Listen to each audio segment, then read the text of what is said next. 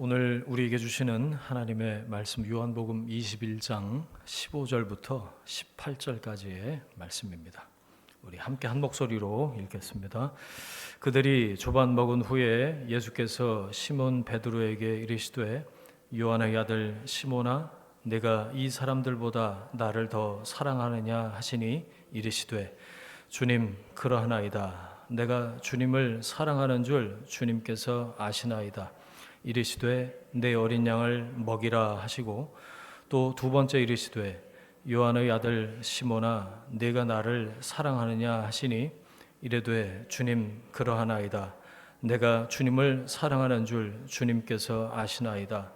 이르시되 내 양을 치라 하시고 세 번째 이르시되 요한의 아들 시몬아 내가 나를 사랑하느냐 하시니 주께서 세 번째 네가 나를 사랑하느냐 하심으로 베드로가 근심하여 이르되 주님 모든 것을 아시오매 내가 주님을 사랑하는 줄을 주님께서 아시나이다. 예수께서 이르시되 내 양을 먹이라. 내가 진실로 진실로 내게 이르노니 내가 젊어서는 스스로 띠뛰고 원하는 곳으로 다녔거니와 늙어서는 내 팔을 벌리리니 남이 내게 띠띠우고 원하지 아니하는 곳으로 데려가리라. 아멘. 반석을 닮은 돌 베드로라는 제목으로 말씀의 은혜 함께 나누겠습니다. 2024년 부활주일입니다. 여러분 서로 축복하면서 한번 인사하겠습니다. 부활하신 주님이 함께 계십니다. 부활하신 주님이 함께 계십니다. 우리 부활주일에 또 특별하게 이렇게 강단 장식 해주시고 또 같이 예배드려서 얼마나 감사한지 모르겠어요. 시리즈 설교 제자들 마지막 시간입니다. 제자가 7명만 있는 건 아닌데 오늘로 베드로 스토리로 좀 마감을 지으려고 해요. 베드로 얘기가 성경에 워낙 많아서 다 다루려면 베드로만 한 6주 7주에도 모자라요.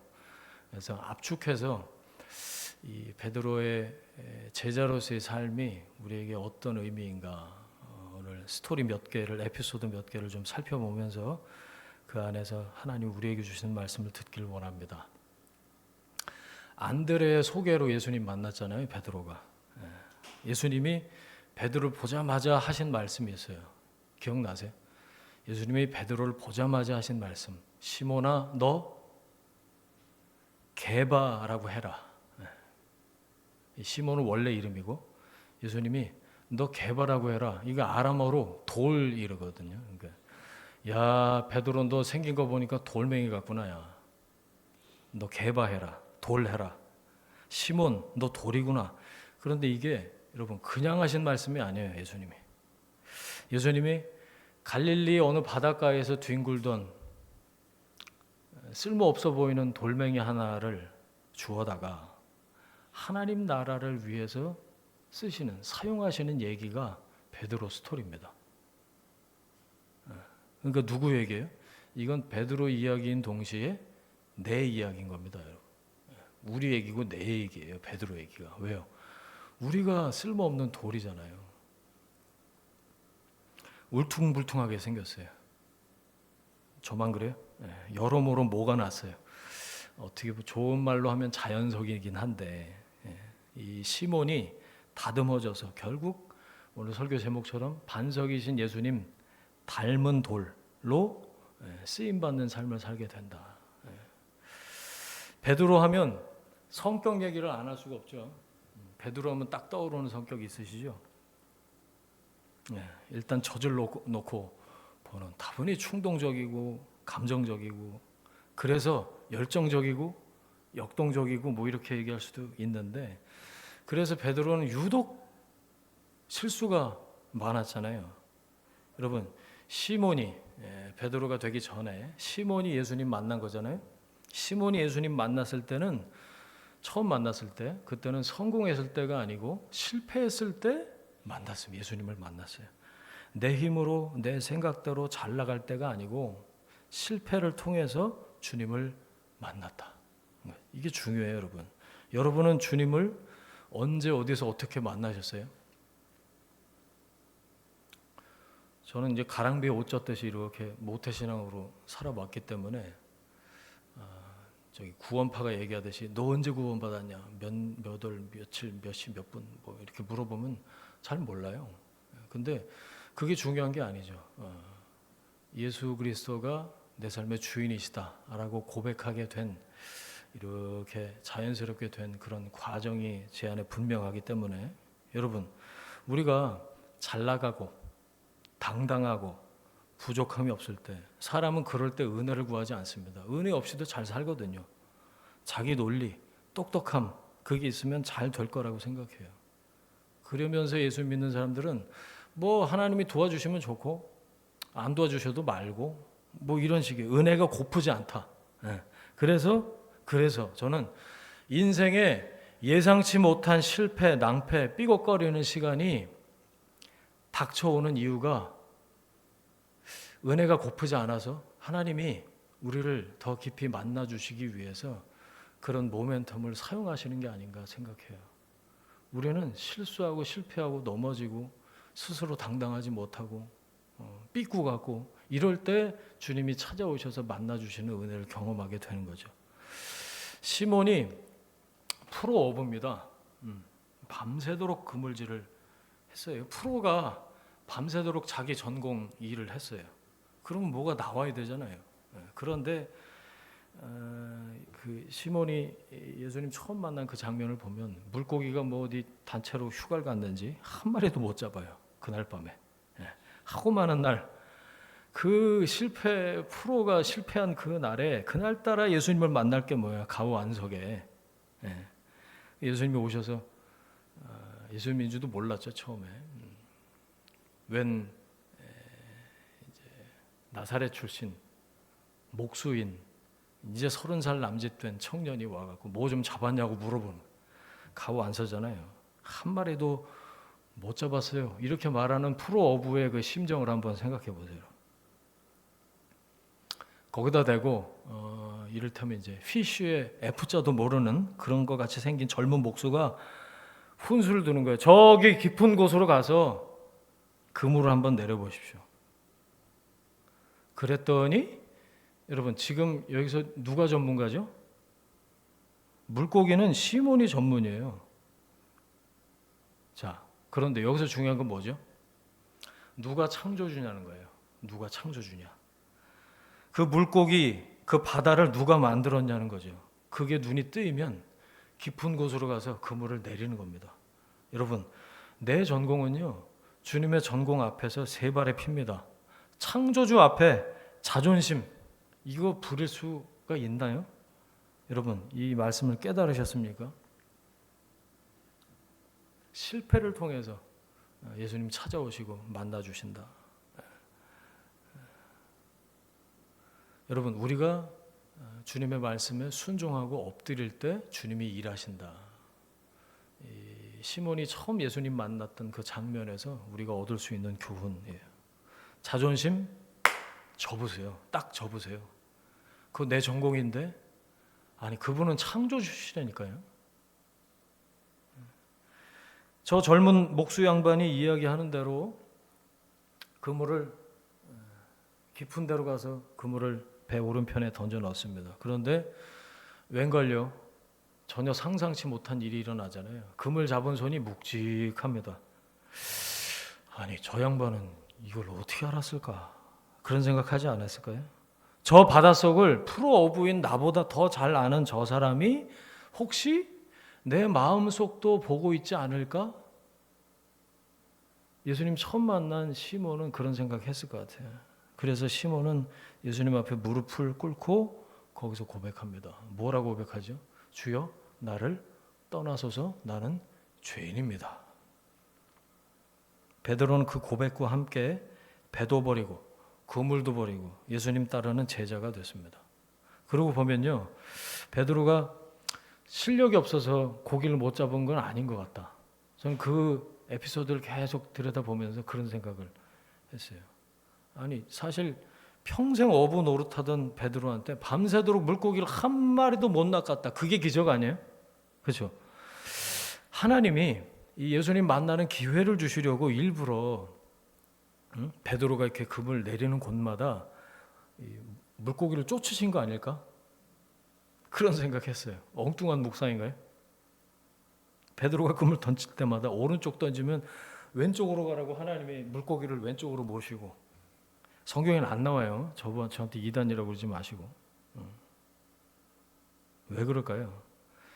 베드로의 실수와 실패를 통해서 주님 만나는 게 더 중요하기 때문에, 베드로의 전체 삶을 통해 볼 때 그날 밤에 그 실패는 베드로에게 절대 실패가 아니었죠. 오히려 그 실패를 통해서 놀라운 만남의 은혜가 있었다라는 거예요.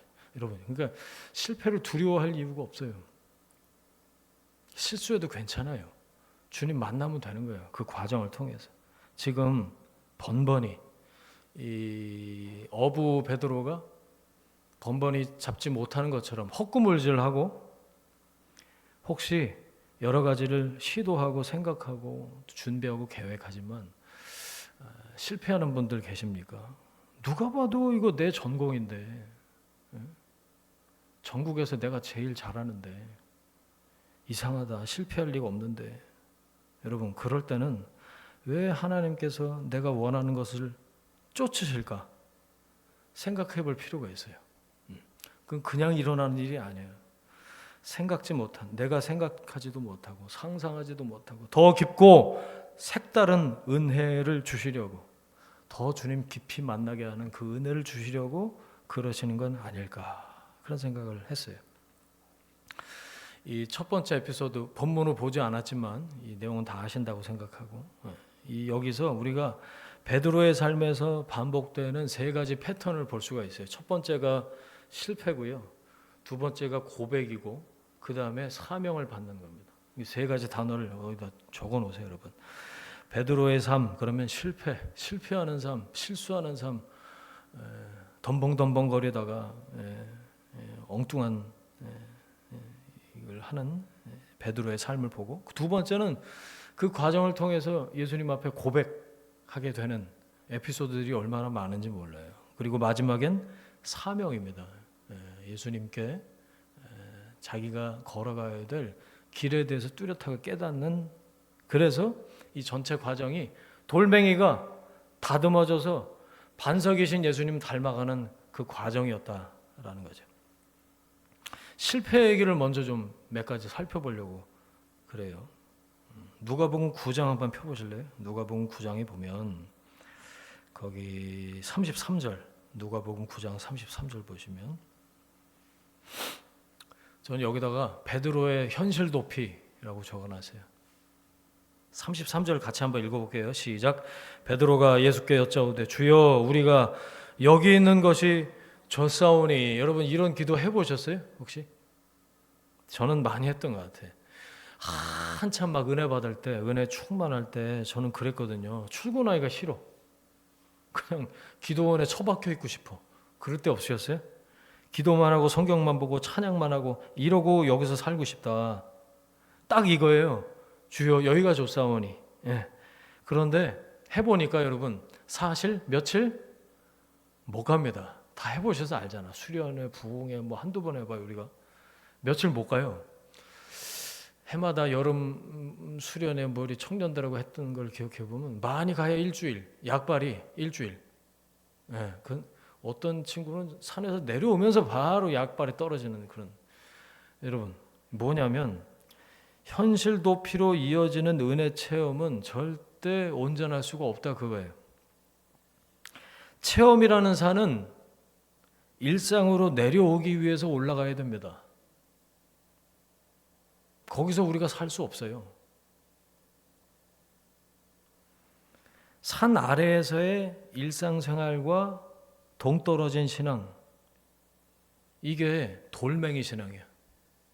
계속 산에 있겠다 이거지. 돌멩이가 어떻게 다듬어지죠? 정을 맞아야 됩니다. 정을 맞아야. 그냥 다듬어지지 않습니다. 아이고 예쁘다 그래서 물로 닦고 걸레로 닦아준다고 해서 돌멩이가 다듬어지지 않잖아요. 깎여야 됩니다, 여러분. 정을 맞아야 된다고요. 산 위에서만 사시려고 그런 생각을 애저녁에 버리세요. 깎이고 다듬어져야 됩니다. 나에게 주어진 일상, 그 삶의 걸음걸음 자리자리를 주님과 함께 걷는 거, 동행하는 게 진짜 은혜지 산에만 있겠다. 아니, 산에만 있는 시간이 필요하죠. 그런데 거기가 진짜 좋은 게 아니고 그 황홀경 상태에 사로잡혀 있는 삶이 진짜가 아니고 내려와서 내 삶을 주님과 함께 동행하는 게 그게 진짜 은혜고 진짜 삶이다. 여러분, 일상의 은혜를 구하는, 일상의 주님께서 나와 동행하시는 것을 기억하고 경험하고 간증하는 여러분이 되시기를 주의 이름으로 축복합니다. 마태복음 14장 한번 펴보세요. 또 거기에 무슨 얘기가 나오냐면 마태복음 14장, 예수님이 풍랑이 있는 바다 위를 걸어오셔서 제자들을 만나시는 장면, 거기 나와요. 마태복음 14장 28절이에요. 28절 같이 한번 읽겠습니다. 베드로가 대답하여 이르되 주여 만일 주님이시거든 나를 명하사 물 위로 오라 하소서 하니, 예수님이 오라 그러셨어요. 그러니까 배에서 내려서 물 위를 걷습니다. 인류 최초로 물 위를 걸은, 예수님 빼고 물 위를 거는 사람이 베드로였다. 주님께로 갑니다. 그런데 여기서 중요한 게 뭐냐? 베드로는 이미 물 위를 걷고 있다는 게 중요해요. 이미 주님께서 오라 말씀하셔서 그 말씀에 순종해서 파도와 풍랑을 극복한 상태입니다. 베드로는. 그렇죠? 그런데 이미 해결을 본 문제에 다시 의심을 품어요. 시선이 어딜 향해요? 주님보다 말고 다시 바람을 봐, 풍랑을 봐. 그래서 빠져가는 얘기가 여기 나오잖아요. 상황이 달라진 건 아무것도 없습니다. 여러분, 똑같은 바다고 똑같은 파도입니다. 그런데 잘 나가다가 시선이, 예수님을 향하던 시선이 예수님에게서 바람으로 옮겨진 거예요. 30절 보세요. 바람을 보고 무서워 빠져가는지라 소리질러 이르되 주여 나를 구원하소서. 그 찬양 몰랐나 봐요. 우리 예배 전에 트는 거친 파도 날 향해 와도 주와 함께 날아오르리. 그럼 인류 최초로 그 파도를 타고 날아오르는 사람이 됐을 텐데, 베드로가. 여러분, 주님께 시선 고정이 필요합니다. 어렵지 않다는 얘기가 아닙니다. 인생의 파도, 풍랑, 바람 뭐 하루 이틀이에요. 그런데 우리 시선이 주님 바라보다가 그거 있다고 그거 쳐다보고 그것 때문에 무서워서 주여 나를 구원하소서 기도할 수도 있죠. 외칠 수도 있어요. 그런데 우리의 시선을 고정하는 훈련이 필요하다고요. 채널 고정처럼 우리 시선 고정이 필요하다. 여러분, 주님이 이미 해결하신 문제 우리 삶에 있어요. 근데 그걸 다시 끄집어내다가 그것 때문에 막 골머리 썩고 그래봐야 머리만 빠지고 이만 흔들리지 우리에게 아무것도 좋은 게 없어요. 여러분, 믿음으로 건너온 강을 다시 뭐하러 건너가요? 오락가락하는 나의 못난 믿음, 여러분 그것도 정 맞아야 돼요. 이미 해결해 놓으셨다고요. 아멘 하고 우리가 그 강을 건넜어요. 바다 위를 걷고 있습니다. 주님과 함께. 그런데 시선을 자꾸 딴 데 두니까 오락가락해요. 못난 믿음이에요. 믿음은 믿음인데 못난 믿음이에요. 어떻게 해야 돼요? 다듬어져야 돼요. 정 맞아야 됩니다. 깎이고 다듬어져야 된다. 여러분, 신실하지 못한 내 믿음이 성장하고 성숙하도록 기도하셔요. 풍랑 가운데서도 주님께만 시선을 고정하는 그런 훈련을 받으시기를 축원합니다. 자, 다시 누가복음 9장 다시 보겠습니다. 20절 21절인데 누가복음 9장 20절 21절인데 거기 한번 다시 같이 읽죠. 시작.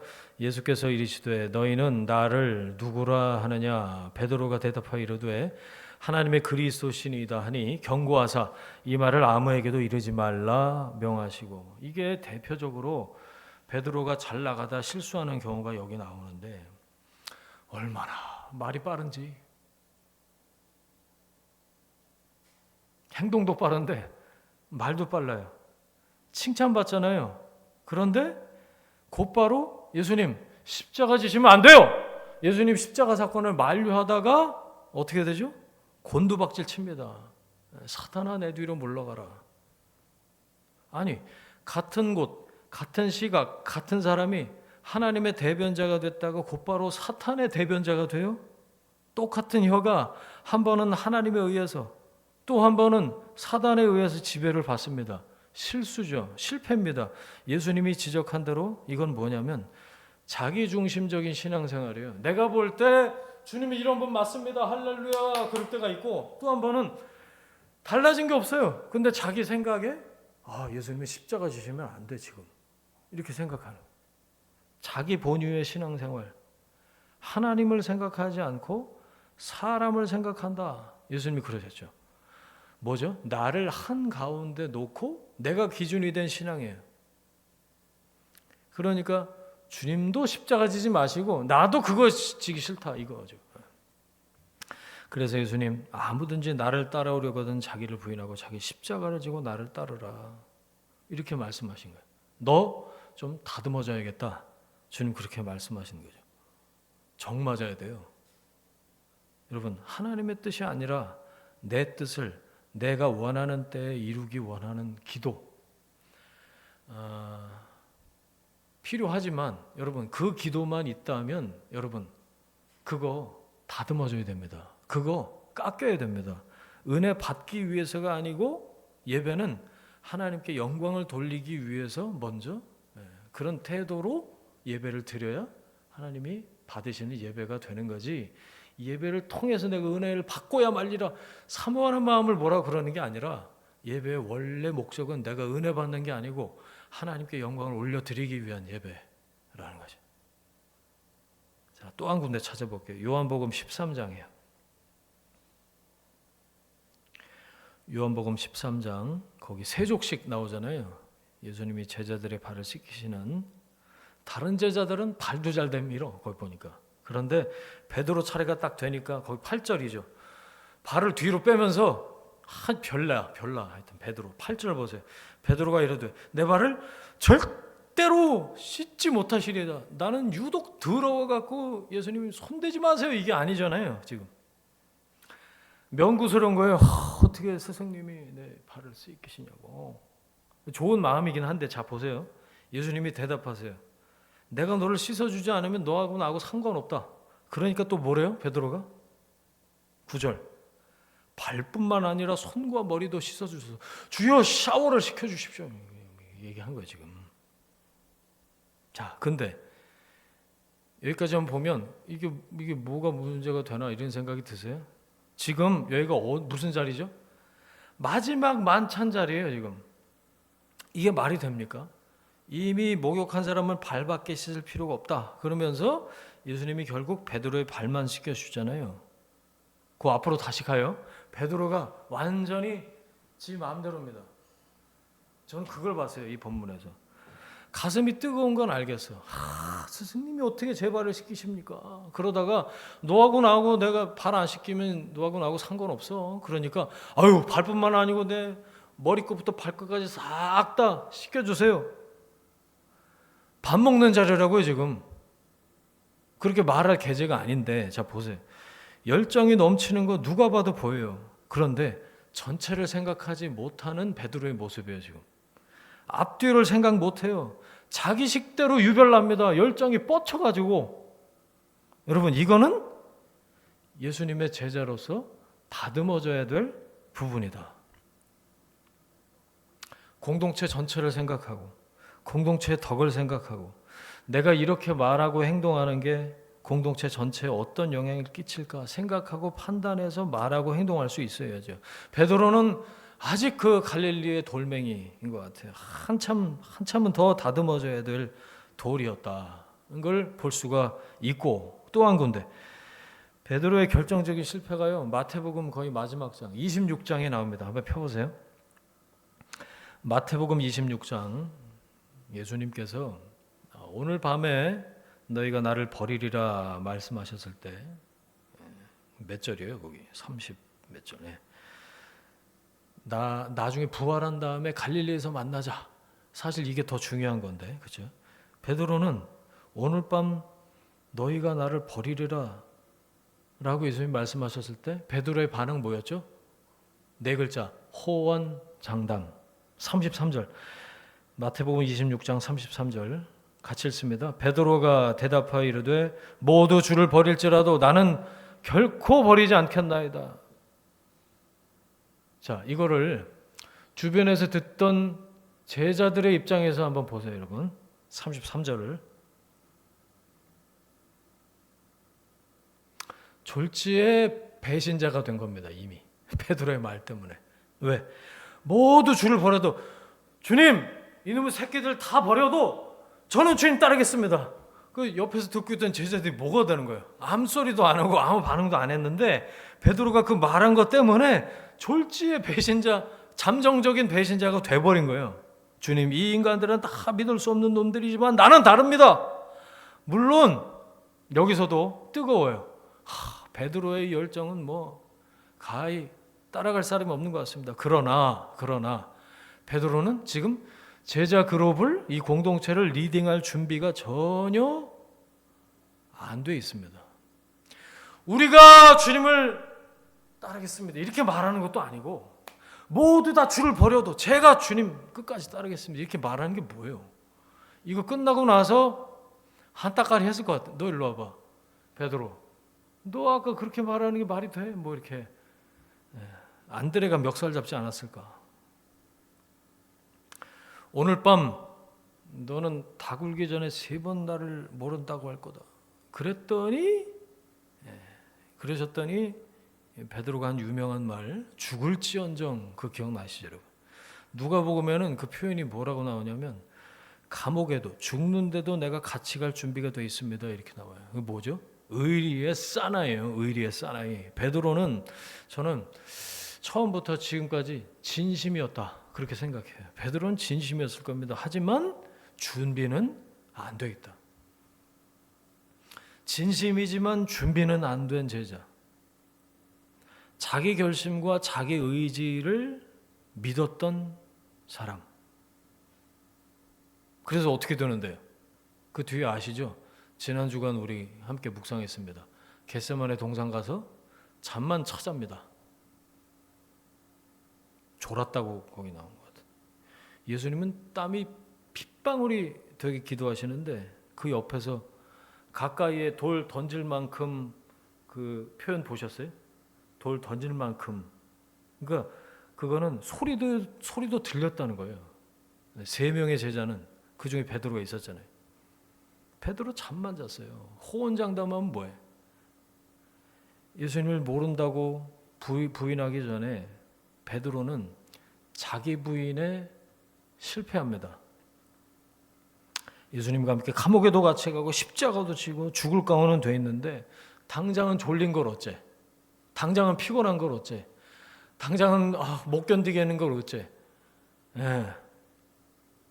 자기 부인에 실패한 거예요. 여러분, 제자의 길은요, 흉내 낸다고 갈 수 있는 길이 아닙니다.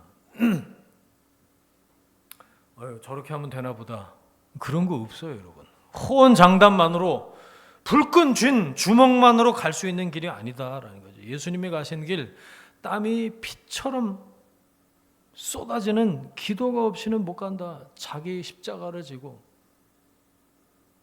자신을 부인하고 나를 따르라 주님 부르셨잖아요. 예수님 겟세마네 기도를 통해서 예수님은 그 준비를 하신 것 같아요. 피가 땀방울이 될 때까지 미리 십자가를 지신 게 아닐까, 그런 생각을 했어요.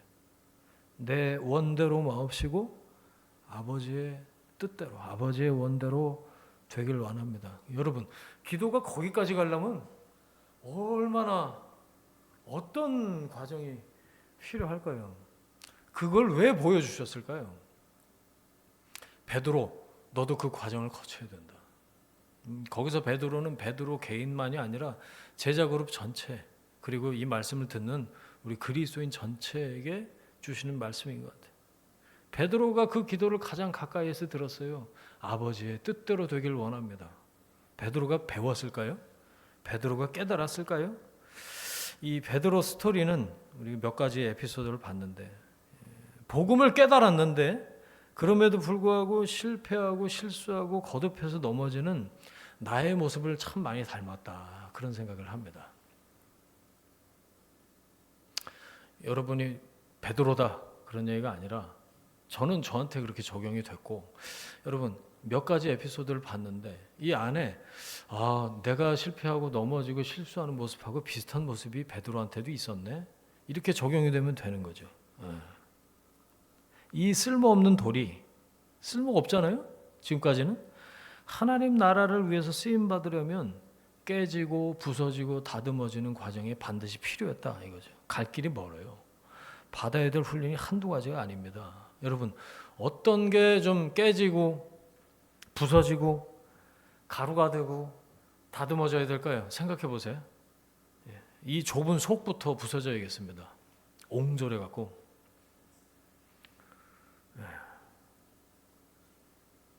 이놈의 이 높아지려는 교만, 하나님 앞에서조차 지가 하나님 되려는 이 교만을 가루가 되도록 주님이 부숴주셨으면 좋겠어요. 이놈의 아집, 포기 못하는 욕심, 조급하긴 또 얼마나 조급한지. 망치질 많이 해야겠습니다. 많이 맞아야겠습니다. 여러분 어떻게 생각하세요? 다른 게 있고 틀린 게 있어요. 다른 거는 이해와 포용의 대상이에요. 그런데 틀린 거는 교정과 회개의 대상입니다. 맞아서 가루가 되어야 돼요. 틀린 거는 하나님 말씀 앞에서 이 불변의 기준 앞에서 여러분 자신을 잘 살피시는 여러분이 되시길 바랍니다. 실패가 두려워서 아무것도 하지 못하는 사람, 아무것도 이룰 수가 없습니다. 베드로는 이런 실패의 경험들을 통해서 나를 용서하시고 새롭게 하시고 변화시키시는 그 주님을 거듭 경험해요. 그리고 위대한 고백을 주님 앞에서 하게 되는데 나는 죄인입니다. 예수님 처음 만났던 그때 나는 죄인입니다. 나를 떠나소서. 그 정신을 딱 처음부터 갖고 있어야 되는데 중간에 헛짓거리 헛발질을 계속 했던 거죠. 여러분 주님 앞에서 무릎을 꿇고 자신이 죄인임을 고백하는 것만큼 위대한 발견은 없습니다. 우리가 그런 마음으로 주님을 예배하는 거죠. 주님 저는 죄인입니다. 하나님 제 고집과 아집과 교만이 가루가 되길 원하고 다시 예배를 통해 주님 한 분만 영광을 받으시기를 원합니다. 이런 마음으로 우리가 예배를 하는 거라고 생각해요. 자, 마지막으로 오늘 본문을 이제 좀 살필 텐데, 자, 21장 요한복음 21장 거기 나오는 그 베드로의 고백이 저는 분수령이라고 생각했어요. 갈릴리 잔 돌멩이였던 시몬이 반석이신 주님을 닮은 베드로로 넘어가는 분수령. 요한복음 21장의 베드로의 고백이에요. 자, 7절 보세요. 부활하신 예수님이 제자들을 찾아오시는데 요한이 먼저 알아봐요. 참, 그렇죠? 예수께서 사랑하시는 그 제자 요한이잖아요. 베드로한테 얘기합니다. 주님이시다. 그랬더니 알아본 건 요한이 먼저 알아봤는데 움직인 건 베드로가 또 먼저 움직이죠. 7절 보고 계시죠? 시몬 베드로가 벗고 있다가 속옷바람으로 있었나 보죠.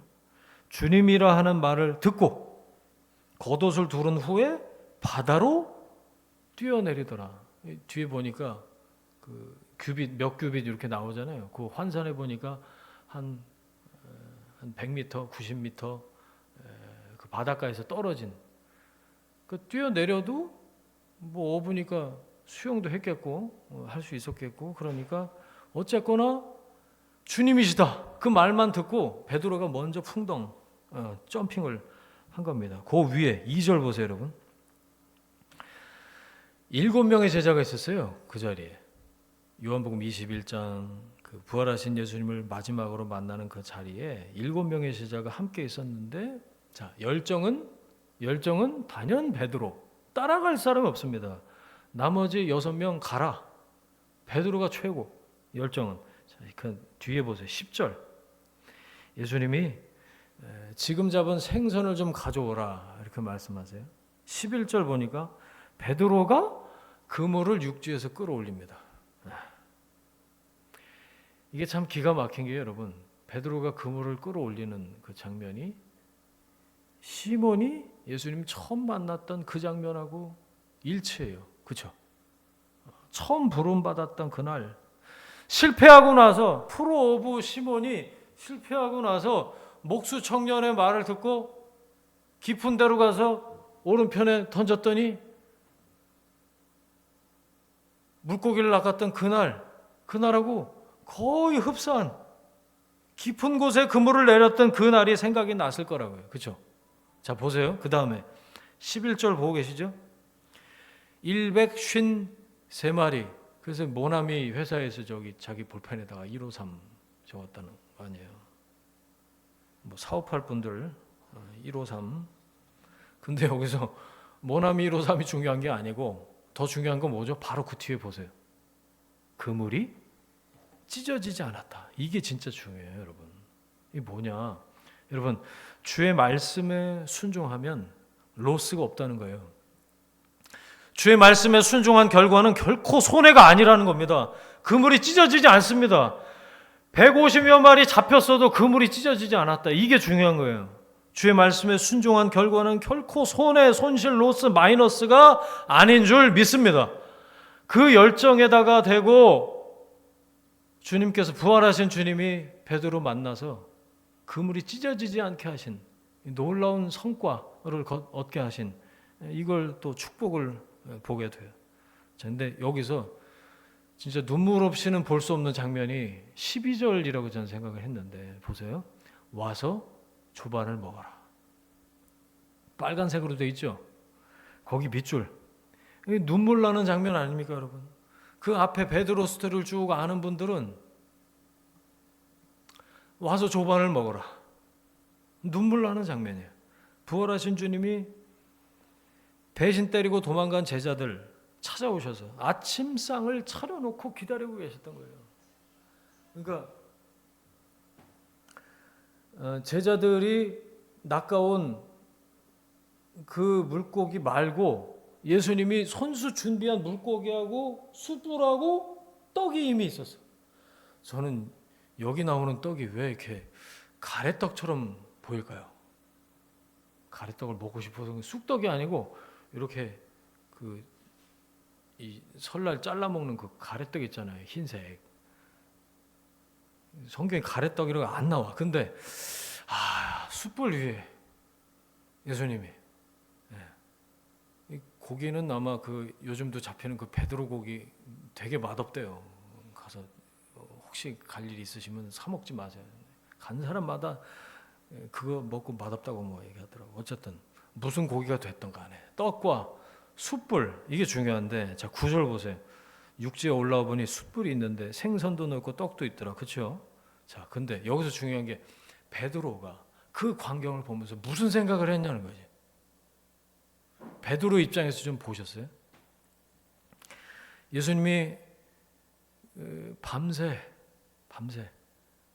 바닷가에서 그 바람 맞고 이제 왔으니 제자들을 위해서 불을 쬐라고 몸 녹이라고 피워놓으신 그 숯불 무슨 생각했어요? 그 대제사장의 뜰에서 잠시 쬐던 그 모닥불 주님을 내가 모른다고 부인하고 저주하던 그날 밤이 떠오르지 않았을까요? 베드로한테.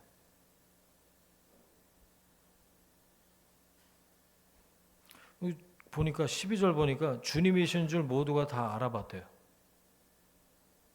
저 양반이 누구야? 그러지 않고 주님이신 줄 모두가 다 알아봤는데 저는 13절 보면서 오병이어 사건이 떠올랐어요. 13절 오병이어 같지 않아요? 그렇죠? 이분이 진짜 메시아가 맞구나. 오병이어를 통해서 예수님의 정체에 대해서 새롭게 깨닫게 된 제자들. 예수님과 동고동락했던 그 추억 3년여를 따라다녔으니 성경에 안 나온 에피소드들이 얼마나 많았겠어요. 그렇죠? 별별 일이 다 있었겠지. 그런데 예수님 잡히시던 날에는 하나같이 다 주랭랑을 쳤잖아요. 그 제자들의 뒷모습이 얼마나 비참했을까. 그런데 이날 아침은 어떤 분위기였을까요? 아침상 딱 차려놓고 예수님 부르시는 거예요. 저는 그 목구멍으로 그 떡이 넘어갔을까? 떡 먹다가 체하지 않았을까? 눈이 시뻘개져서 그러지 않았을까? 이 눈물 없이는 볼 수 없는 장면이 와서 조반을 먹으라요. 와서 조반을 먹으라. 여러분 주님이 이런 분이신 줄 믿습니다. 와서 조반을 먹어라. 부활하신 주님은 배신한 나를 찾아오셔서 아침상 차려주시는 분이시다.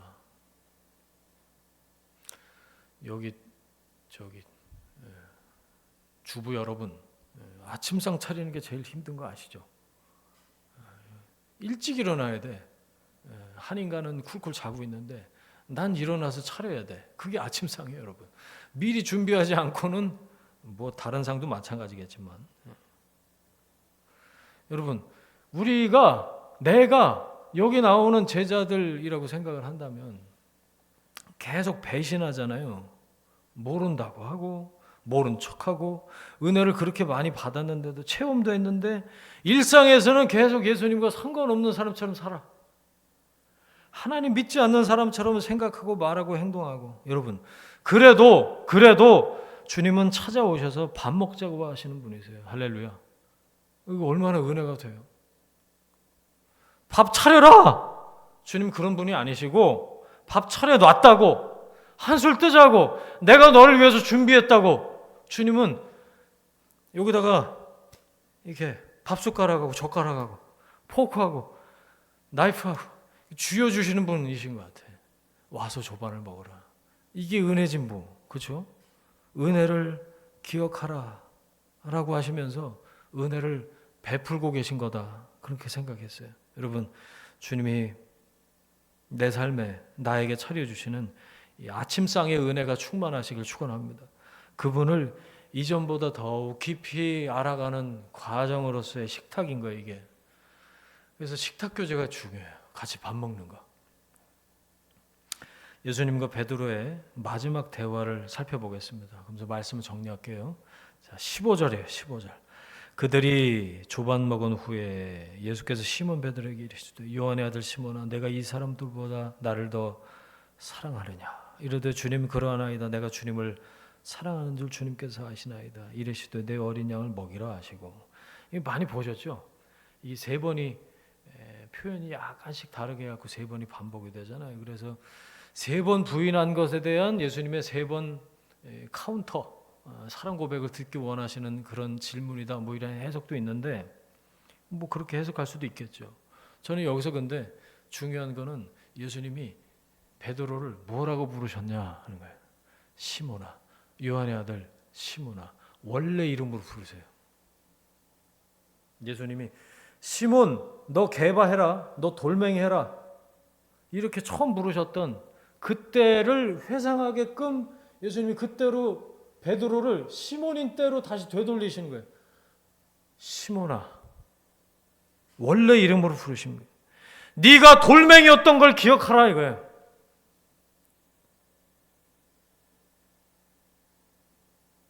자, 또 하나, 네가 이 사람들보다 나를 더 사랑하느냐? 여기서 나오는 이 사람들이 누구죠? 베드로 말고 다른 제자예요. 옆에서 듣고 있던 다른 제자. 이 예수님의 말씀을 듣고 무슨 생각을 했을까요? 이 다른 제자 입장에서 이 말씀은 봐야 되는 거예요. 그러니까 그 질문을 베드로가 듣고 있긴 한데 다른 제자들이 옆에서 듣다가 나는 예수님을 사랑하나? 그리고 예수님이 베드로한테 말고 시몬한테 말고 나한테 물어보시면 나는 뭐라고 대답할까? 이런 생각을 하지 않았을까요? 자, 지금 베드로는 제자 그룹 전체를 대표해서 예수님 말씀을 듣고 있는 겁니다. 제자라면 이 질문에, 이 예수님의 물음표에, 퀘스천 마크에 뭐라고 대답할지 각자의 고백을 갖고 있어야 된다는 거예요. 너 나 사랑하냐? 이거는 열정이 넘치는 돌멩이였던 베드로만 듣는 말씀이 아니고 주님 앞에서 내가 드려야 될 말씀인 거죠. 너 나 사랑하냐? 옛날 이름으로 부르십니다. 주님 만나기 전에, 은혜 받기 전에, 내 고백이 있기 전에, 내 원래 이름, 내가 돌멩이였을 때 나를 부르셨던 그 이름으로 날 부르시면서 나는 너를 사랑하는데 너는 나를 사랑하냐? 저는 이렇게 들렸어요. 주님의 사랑 고백으로 들렸어요. 그냥 물어보시는 게 아니고 내가 너 사랑한다 라고 하시는, 왜? 그 앞에 나오잖아요, 여러분. 와서 조반을 먹으라. 이것보다 더 큰 사랑인 게 어디 있어요, 세상에. 여러분, 주님이 차려주시는 아침상 드셔보셨어요? 꼭 드셔보시길 바라요. 그러면 이 질문에 두 가지 반응밖에 할 수 없어요. 모른 체하고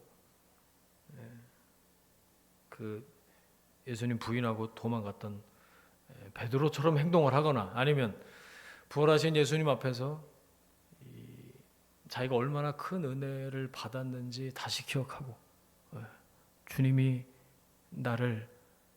내가 주님을 사랑하는 거 주님께서 아십니다. 이렇게 막 벅차올라서 그렇게 고백할 수밖에 없는 그 베드로의 고백.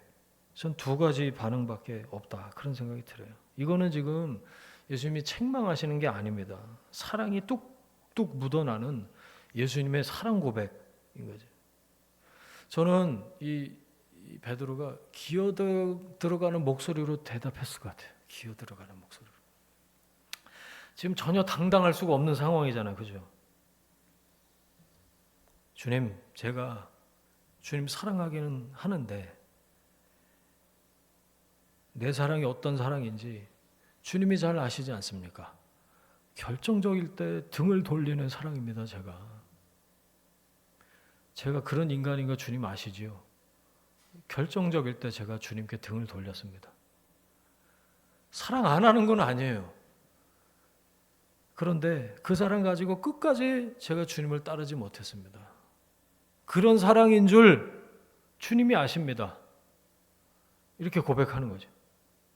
자, 그럼에도 불구하고 주님께서는 내 양을 먹이라, 치라, 돌보라, 사랑하라 라고 사명을 주십니다. 우리의 그 부족한 고백에도 불구하고 주님이 우리에게 사명을 주신다.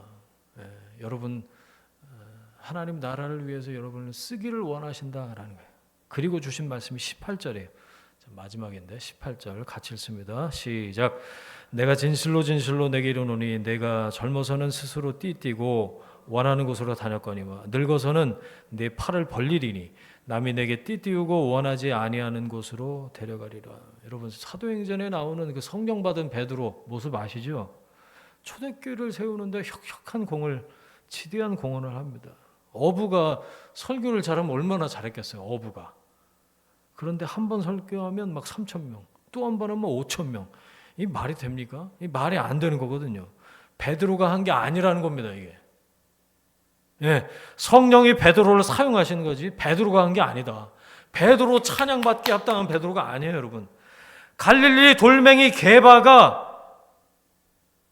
다듬어진 돌 베드로가 된 거, 반석이신 예수님을 닮은 사역자가 된 거를 사도행전의 베드로를 통해서 우리가 볼 수가 있죠. 젊었을 때 여러분, 피가 뜨겁고 열정이 넘치는 돌멩이였을 때는 내가 원하는 곳에서 내가 원하는 일을 도모하고 좌충우돌 들이받고 다녔지만 이제 너는 성숙할 때가 됐다.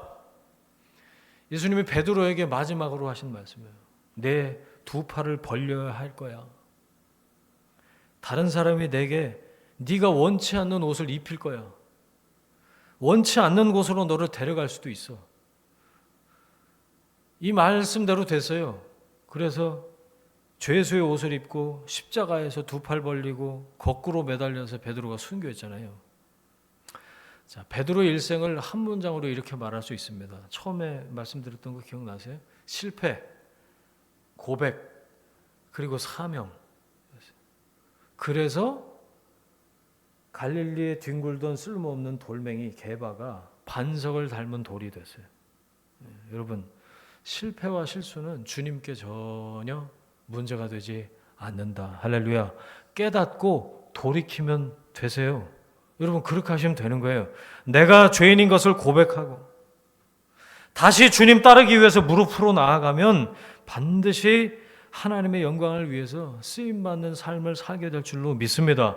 주의 나라와 주의 영광을 위해서 다듬어지시길 바랍니다. 모나고 각진 부분들, 하나님 저의 모나고 각진 울퉁불퉁한 그런 부분들이 부서지고 무너지고 깎이고 다듬어져서 주님 무엇을 담길 원하시든지 제가 그렇게 다듬어진 그릇이 되길 원하고, 무엇을 올려놓으시든지 흔들리지 않는 제가 그런 그릇이 되길 원합니다.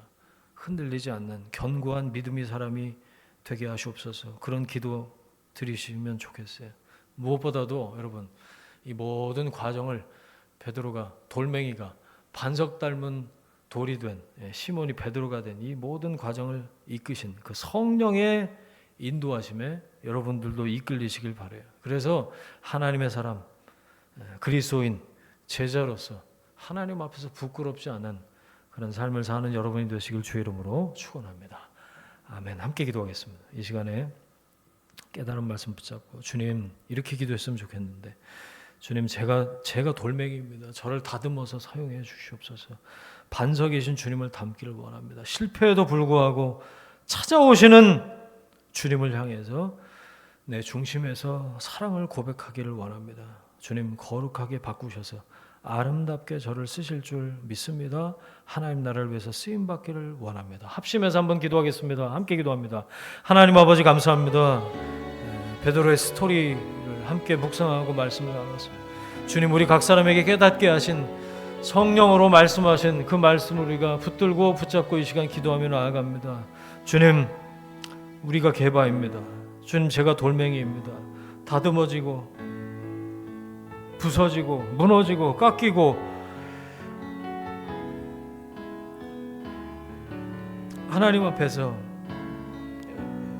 주님 나라, 하나님 나라를 위해서 하나님 그렇게 준비해둬야 될 그런 과정들이 얼마나 많은지 다시 한번 이 말씀 듣고 돌아보며 주 앞에 기도합니다. 주님 마지막에 주님께서 내가 나를 사랑하느냐라고 물어보실 때 주님 우리도 제가 주님 사랑하는 줄 주님께서 아십니다.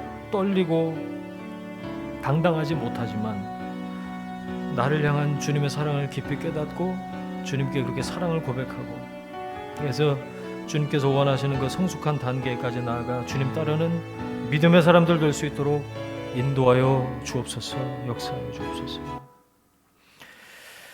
이제는 우리의 주인 되신 예수 그리스도의 은혜와 하나님 아버지의 사랑하심과 성령님의 동행하심이 주님 뒤를 따르는 주님 닮은 제자 그리스도인으로 살길 원하는 하나님의 사람들 위해, 그들의 일터와 가정과 자녀들 위해 지금부터 영원까지 함께 하시기를 간절히 축원하옵나이다. 아멘.